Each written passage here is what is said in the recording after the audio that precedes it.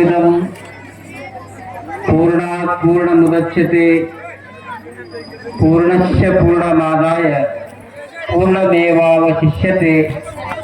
ओम शांति शांति शांति। ಬಸವ ಕಲ್ಯಾಣ ತಾಲೂಕಿನ ಸುಕ್ಷೇತ್ರವಾಗಿರುವಂತಹ ಹಾಮೂ ನಗರದ ಈ ಪವಿತ್ರ ತಾಣದಲ್ಲಿ ಹಮ್ಮಿಕೊಂಡಿರುವಂತಹ ಪರಮ ಪೂಜ್ಯ ಶ್ರೀ ಹಾಮೂಲಾಲ್ ದೇವರ 179ನೇ ಜಾತ್ರಾ ಮಹೋತ್ಸವ ಹಾಗೂ ಈ ಗ್ರಾಮದ ಅಧಿದೇವರಾಗಿರುವಂತಹ ವೀರ ಹನುಮಾನ ದೇವರ ಕಳಸಾರೋಹಣದ ಈ ಪವಿತ್ರ ಕಾರ್ಯಕ್ರಮದಲ್ಲಿ ಉಪಸ್ಥಿತರಿರುವಂತಹ ಎಲ್ಲ ಅನುಭಾವಿಗಳೇ, ವಿಶೇಷವಾಗಿ ಸಾನ್ನಿಧ್ಯವನ್ನು ವಹಿಸಿರುವಂತಹ ಪೂಜ್ಯ ಶ್ರೀ ಮುರಾಹರಿ ಮಹಾರಾಜರು, ಪೂಜ್ಯ ಶ್ರೀ ಲೋಕೇಶ್ ಮಹಾರಾಜರು, ಪೂಜ್ಯ ಶ್ರೀ ಅನಿಲ್ ಮಹಾರಾಜರು, ಪೂಜ್ಯ ಶ್ರೀ ಶಂಕರಾಯಿ ಅವರು, ಪೂಜ್ಯ ಶ್ರೀ ವಿರಾಟ್ ಮಹಾರಾಜರು ಇವರೆಲ್ಲರಿಗೆ ವಂದಿಸಿ, ವೇದಿಕೆ ಮೇಲೆ ಘನ ಅಧ್ಯಕ್ಷತೆಯನ್ನು ವಹಿಸಿರುವಂತಹ ಮಾತೆಗೆ ಕೃತಿಯಿರಲಿ ಕೃತಿಯಲ್ಲಿ ಸೊಬಗಿರಲಿ ಎನ್ನುವ ಹಾಗೆ ಮಾತಿಗಿಂತಲೂ ಕೂಡ ಕೆಲಸ ಕಾರ್ಯಕ್ಕೆ ಅತಿ ಹೆಚ್ಚಿನ ಮಹತ್ವವನ್ನು ಕೊಟ್ಟು ಸುಂದರವಾದಂತಹ ವೀರ ಹನುಮಾನನ ಮೂರ್ತಿಯ ನಿರ್ಮಾಣ ಮಾಡಲಿಕ್ಕೆ ಕಾರಣೀಕರ್ತರಾಗಿ ನಿಮ್ಮೆಲ್ಲರ ಸಹಕಾರದಿಂದ ಸುಂದರವಾದಂತಹ ಭವ್ಯ ಮಂದಿರವನ್ನು ನಿರ್ಮಾಣ ಮಾಡಿರುವಂತಹ ಸನ್ಮಾನ್ಯ ಶ್ರೀ ನಮ್ಮ ಬಾಬುವನ್ನ ನಾಯಕರವರೇ, ಇನ್ನುಳಿದ ಎಲ್ಲ ಅನುಭಾವಿಗಳೇ, ಹಿರಿಯರೇ, ಮಾತೆಯರೇ, ನಿಮ್ಮೆಲ್ಲರ ಹೃದಯ ಮಂದಿರದಲ್ಲಿರುವಂತಹ ಪರಮಾತ್ಮನ ಶ್ರೀಚರಣಕ್ಕೆ ಶರಣ ಶರಣಾರ್ಥಿಗಳು. ಇಂದಿನ ಜಾತ್ರಾ ಮಹೋತ್ಸವದ ಈ ಪವಿತ್ರ ಪರ್ವಕಾಲದಲ್ಲಿ ತಾವೆಲ್ಲರೂ ಕೂಡ ಆಸೀನರಾಗಿದ್ದೀರಿ. ಹಾಮೂನಗರೆಂದಾಗ ಹಾಮೂಲಾಲ್ ಮಹಾರಾಜರು, ಈ ಗ್ರಾಮದ ಆರಾಧ್ಯ ದೇವರಾಗಿರ್ತಕ್ಕಂಥ ಹಾಮೂಲಾಲ್ ಮಹಾರಾಜರು ಇಡೀ ಕಲ್ಯಾಣ ಕರ್ನಾಟಕ ಭಾಗ ಅಷ್ಟೇ ಅಲ್ಲ, ಈ ಭಾಗದ ಜನರ ಹೃದಯ ಮಂದಿರದಲ್ಲಿ ಚಿರಸ್ಥಾಯಿಯಾಗಿ ನೆಲೆಗೊಳ್ಳುವಂಥ ಮಹಾಯೋಗಿಗಳ ಹಾಮೂಲಾಲ್ ಮಹಾರಾಜರು. ಅಂಥವರು ಜನ್ಮ ನೀಡಿರುವಂತಹ ಸ್ಥಳ. ಇಂತಹ ಪವಿತ್ರ ತಾಣದಲ್ಲಿ ವೀರ ಹನುಮಾನನ ದೇವಾಲಯದ ನಿರ್ಮಾಣ ಆಗಿದೆ. ನಮಗೆ ಬಹಳ ಖುಷಿ ಆಯ್ತು. ಯಾಕೆಂದರೆ ನಮ್ಮ ಭಾಗದಲ್ಲಿ ಅನೇಕ ಗ್ರಾಮಗಳಲ್ಲಿ ಗುಡಿಗಳನ್ನು ಕಟ್ತಾರೆ. ಆದ್ರೆ ಗುಡಿ ಅಡಿಗಲ್ಲ ಆದ ನಂತರ 11 ವರ್ಷ, 21 ವರ್ಷ, 5 ವರ್ಷ, 10 ವರ್ಷ ಬೇಕು.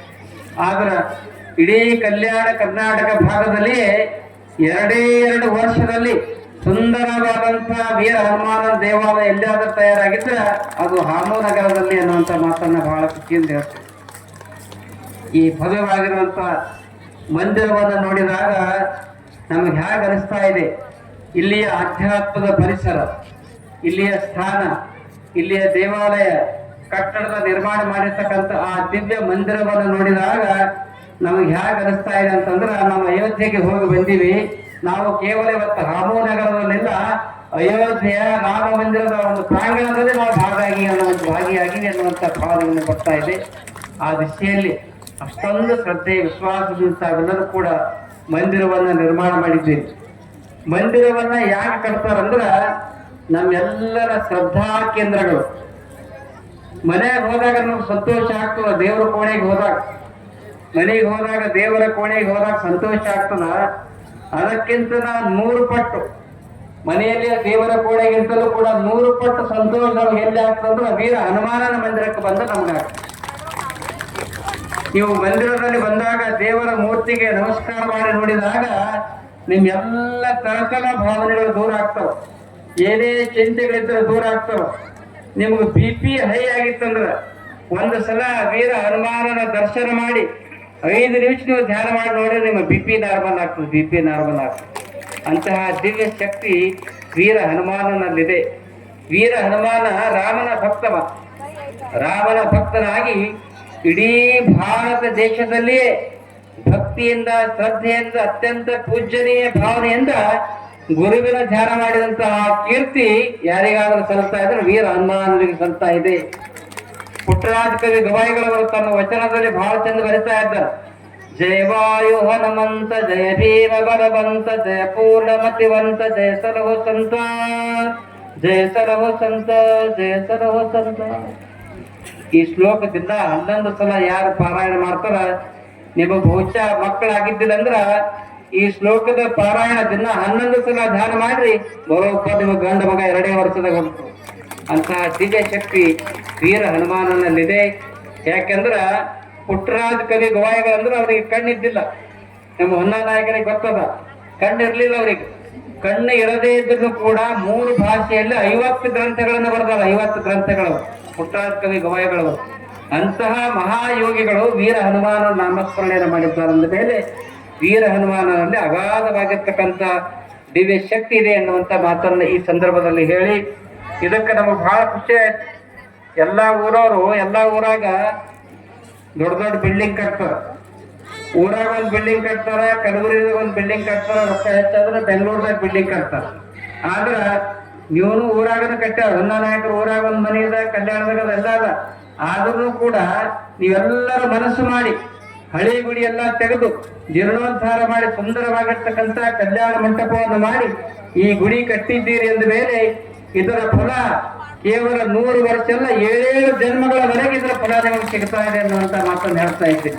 ಯಾಕಂದ್ರೆ ಹೇಳ್ತಾ ಇದ್ದಾರ, ಹರಪೂಜೆ ಗುರು ಸೇವೆ ವರಪುಣ್ಯವಿಲ್ಲದೆ ಬರಿದೇ ಸುಖ ಭೋಗವದು ದೊರಕುವುದುಂಟೆ ಆತ್ಮ. ಈ ಮಂದಿರ ನಿಮ್ಮ ಕಾಲದಲ್ಲಿ, ನಿಮ್ಮ ಕಾಲಘಟ್ಟದಲ್ಲಿ ಈ ಮಂದಿರ ನಿರ್ಮಾಣ ಮಾಡಿದ್ದೀರಂದ್ರ ಅಮೃತ ಹಸ್ತದಿಂದ ಅವರ ದಿವ್ಯ ನೇತೃತ್ವದಲ್ಲಿ ಇಂತಹ ದೇವಾಲಯ ಆಗ್ಯದಂದ್ರ ಅದು ಸುಮ್ಮನೆ ಮಾಡಬೇಕಂದ್ರೆ ಆಗೋದಿಲ್ಲ. ಒಂದು ಸಣ್ಣ ಹಳ್ಳಿ ಕಟ್ಟಬೇಕಾದ್ರೆ ಬಹಳ ತ್ರಾಸ ಆಗ್ತದೆ. ಇಂತಹ ದೇವಾಲಯ ಮಾಡಿರಂದ್ರ ನಿಮ್ಮೆಲ್ಲ ಹಿಂದಿನ ಹಿರಿಯರು ಹಾಗೂ ನಗರದಲ್ಲಿರ್ತಕ್ಕಂಥ ಹಿಂದಿನ ಪುಣ್ಯ ಜೀವಿಗಳ ಒಂದು ಪ್ರಭಾವದಿಂದ, ಅವರ ದಿವ್ಯ ಶಕ್ತಿಯಿಂದ, ಅವರ ಭಕ್ತಿಯಿಂದ ಈ ಗುಡಿ ನಿರ್ಮಾಣ ಆಗಿದೆ ಅನ್ನುವಂಥ ಮಾತನ್ನು ಕೂಡ ಬಹಳ ಪ್ರೀತಿಯಿಂದ ಹೇಳ್ತಾ ಇದ್ದೀನಿ.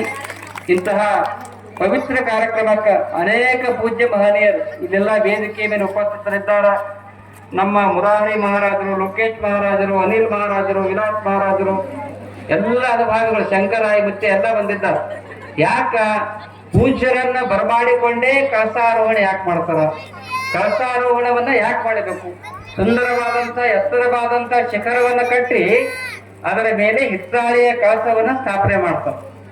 ಕಳಸದ ಸಂಕೇತ ಏನು? ಯಾಕೆ ಕಳಸ ಇರಿಸಬೇಕು?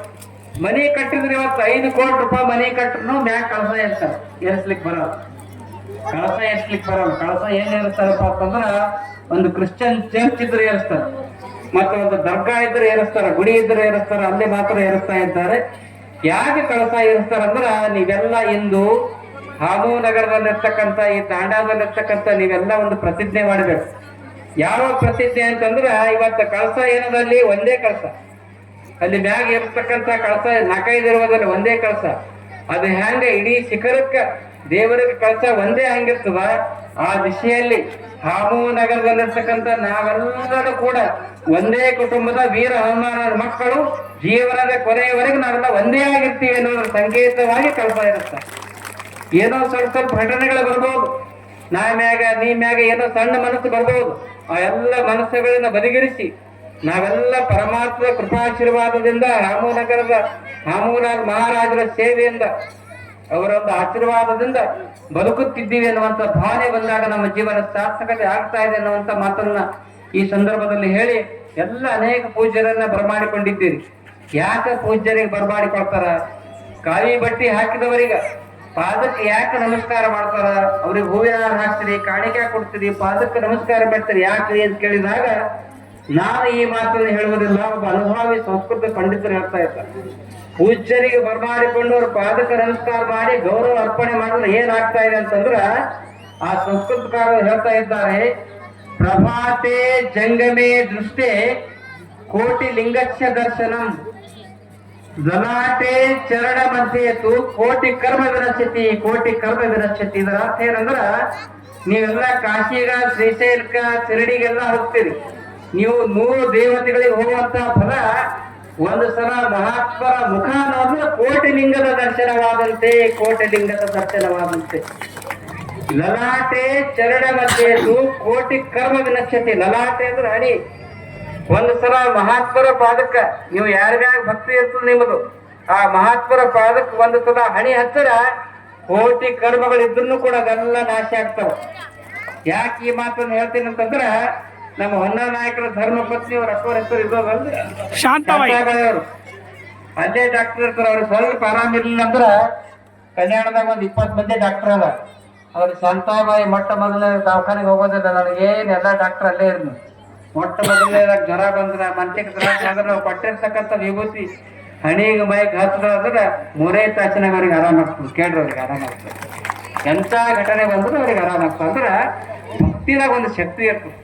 ಯಾರು ಭಕ್ತಿ ಶ್ರದ್ಧೆ ನಡ್ಕೋತಾರ ಅವ್ರಿಗೆಲ್ಲ ದೋಷಗಳು ನಿವಾರಣೆ ಆಗ್ತಾ ಇದ್ದೇವೆ ಅನ್ನುವಂಥ ಮಾತನ್ನು ಈ ಸಂದರ್ಭದಲ್ಲಿ ಹೇಳಿ, ಒಂದು ಉದಾಹರಣೆಯನ್ನು ಹೇಳಿ ನನ್ನ ಮಾತನ್ನು ಮುಗಿಸ್ತಾ ಇದ್ದೀನಿ. ನಂಬಿ ಕರೆದರೆ ಓ ಎಂದನೇ ಶಿವನು, ನಂಬದೆ ನೆಚ್ಚದೆ ಬರಿದೆ ಕರೆಯುವವರ ಕೊಂಬೆ ಬೆಟ್ಟಿ ಕೂಗೆಂದ ನಮ್ಮ ಕೂಡಲ ಸಂಗಮ ದೇವ.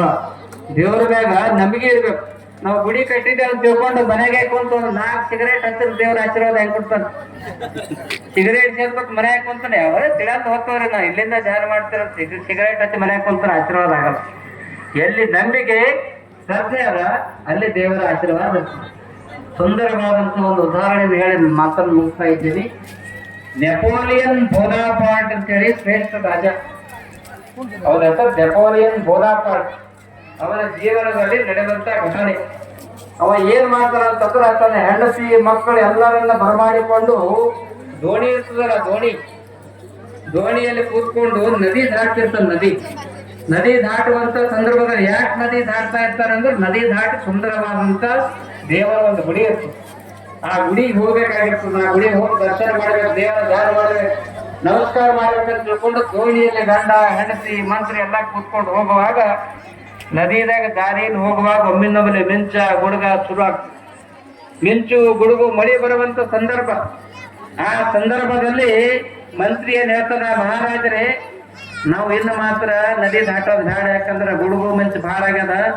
ಗುಡುಗು ಮಿಂಚಾಗದ ಇದೆಲ್ಲ ದೋಣಿ ಮುಳುಗ್ಬಿಡ್ತು. ನಾವು ಹೋಗೋದು ಬೇಡ ಅಂತ ತಿಳ್ಕೊಂಡು ಮಂತ್ರಿ ಹೇಳ್ತಾನ, ಇಲ್ಲ ನಾವು ಹೋಗ್ಲೇಬೇಕು, ದೇವರ ದರ್ಶನ ಮಾಡ್ಲೇಬೇಕು, ಬೇಕಾದಷ್ಟು ಗುಡುಗು ಮಿಂಚಲ್ಲಿ ಹೋಗ್ಲೇಬೇಕು. ಆ ಸಂದರ್ಭದಲ್ಲಿ ಮಂತ್ರಿ ಅಂತಾನ, ನಾವು ಹೇಳಿದಂತ ರಾಜ ಕೇಳಲ್ಲ. ಧರ್ಮ ಪತ್ನಿ ನೀವು ಹೇಳಿದ್ರೆ ಕೇಳ್ತಾನೆ, ಹೆಂಡತಿ ನೀವು ಹೇಳ್ರಿ ಅಂತ ತಿಳ್ಕೊಂಡು ಹೇಳಿದಾಗ ಹೆಂಡತಿ ಹೇಳ್ತಾಳೆ, ಇಲ್ರಿ ನಾವು ಹೋಗೋಣ, ತಿರುಗಿ ವಾಪಸ್ ಹೋಗೋಣ, ಗುಡುಗು ಮಿಂಚು ಭಾಳ ಆಗ್ಯದ, ಇದು ದೋಣಿ ಮುಳುಗ್ತಂದ್ರೆ ಹೇಗೆ ಅನ್ನುವಂಥ ಸಂದರ್ಭದಲ್ಲಿ ಹೆಂಡತಿ ಹೇಳಿದ್ರು ಕೂಡ ಕೇಳುವುದಿಲ್ಲ. ಲಕ್ಷ ಕೊಟ್ಟು ಕೇಳಿ ಆ ಸಂದರ್ಭದಲ್ಲಿ ನೆಪೋಲಿಯನ್ ಬೋನಾಪಾರ್ಟ್ ಏನ್ ಮಾಡ್ತಾರಂದ್ರ, ತನ್ನ ಕೈಯಲ್ಲಿರ್ತಕ್ಕಂಥ ಖಡ್ಗ ಚೂರಿ ತೆಗೆದುಕೊಂಡು ಹೆಂಡತಿ ಹೆಗದ ಮ್ಯಾಗ ಇಟ್ಟಿರ್ತಾನೆ. ಮತ್ತೆ ಇವ್ರ ಮ್ಯಾಗ ಇಟ್ಟಲ್ಲ ಅಂತ ತಿಳ್ಕೊಂಡು ಸಾಂಕೇತಿಕವಾಗಿ ಹೇಳ್ತಾ ಇದ್ದೀನಿ. ಹೆಂಡತಿ ಹೆಗದ ಮ್ಯಾಗ ಹಿಂಗ್ ಚೂರಿ ಇಡ್ತಾನ. ಚೂರಿ ಇಟ್ಟಾಗ ಹೆಂಡತಿ ಸ್ವಲ್ಪನು ಭಯ ಪಡ್ಕೊಂಬಲ್ಲ, ಆರಾಮ್ ಕುಂತಿರ್ತಾಳೆ. ಹಂಗೆ ಚೂರಿ ಹಿಂಗ್ ಕುತ್ತಿಗೆ ಮ್ಯಾಗ ಇಟ್ಟಿರ್ತಾನೆ ನೆಪೋಲಿಯನ್ ಬೋನಾಪಾರ್ಟ್. ಹೆಂಡತಿಗೆ ಆರಾಮ್ ಕುಂತಿರ್ತಾಳ.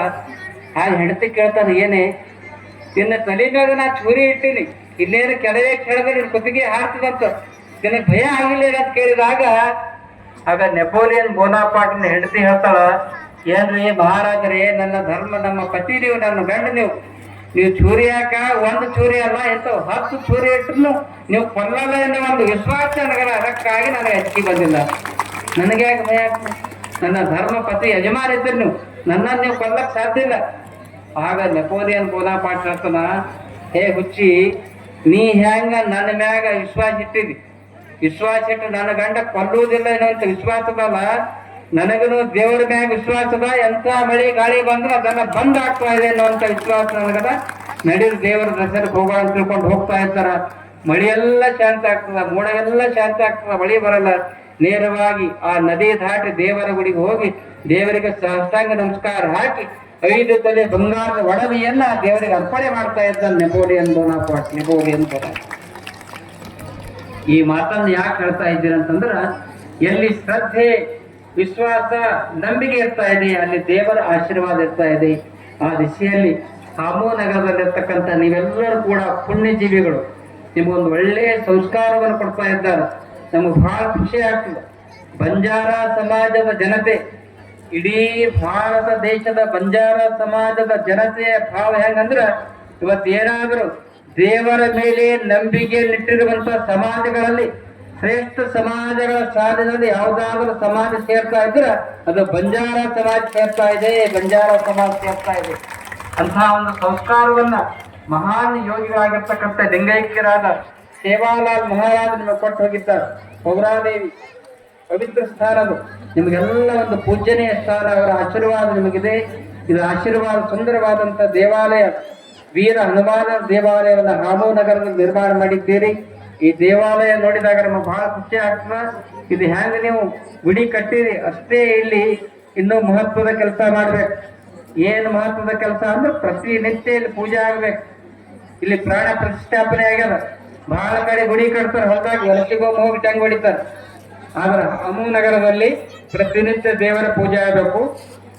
ಇನ್ನೂ ಒಂದು ಮಹತ್ವದ ವಿಷಯ ಏನಂದ್ರ, ದಯವಿಟ್ಟು ಯಾರು ಡ್ರಿಂಕ್ ಮಾಡಿ ಹಾಕಿ ಗುಡಿನ ಒಳಗೆ ಪ್ರವೇಶ ಮಾಡಬೇಡ್ರಿ. ಮನ ಶುದ್ಧ ಚಿತ್ತ ಶುದ್ಧದಿಂದ ಗುಡಿಗೆ ಹೋಗ್ರಿ. ಏನೋ ಚಟವಾದ ನಿಮ್ಮ ವೈಯಕ್ತಿಕ ಹೊರಗಿರ್ಲಾವಲ್ಲ. ಸಸ್ಯಾಹಾರಿ ಮಾಂಸಾಹಾರಿ ಎರಡು ಆಹಾರ ಪದ್ಧತಿ. ನಾವೆಲ್ಲ ಸಸ್ಯಾಹಾರಿ ಅಂತ ನಿಮ್ಮ ಆಹಾರ ಮಾಂಸಾಹಾರಿ ಪದ್ಧತಿ ಇರ್ಲಿಲ್ಲ. ನಿಮ್ ಪದ್ಧತಿ ನಿಮಗೆ ಬಿಟ್ಟಿದ್ದು, ಅದನ್ನ ಬೇಡ ಅನ್ನೋದಿಲ್ಲ, ಅವ್ರವ್ರ ವೈಯಕ್ತಿಕ ವಿಚಾರ. ಆದ್ರೆ ಗುಡಿಯಾಗ ಹೋಗ್ಬೇಕಾದ್ರೆ ಕುಡಿದು ದಯವಿಟ್ಟು ಎಂದೆಂದೂ ಕೂಡ ಗುಡಿ ಒಳಗೆ ಇಸ್ಪಟ್ ಆಡೋದು ಮಾತ್ರ ಎಂದೂ ಮಾಡಬೇಡ್ರಿ.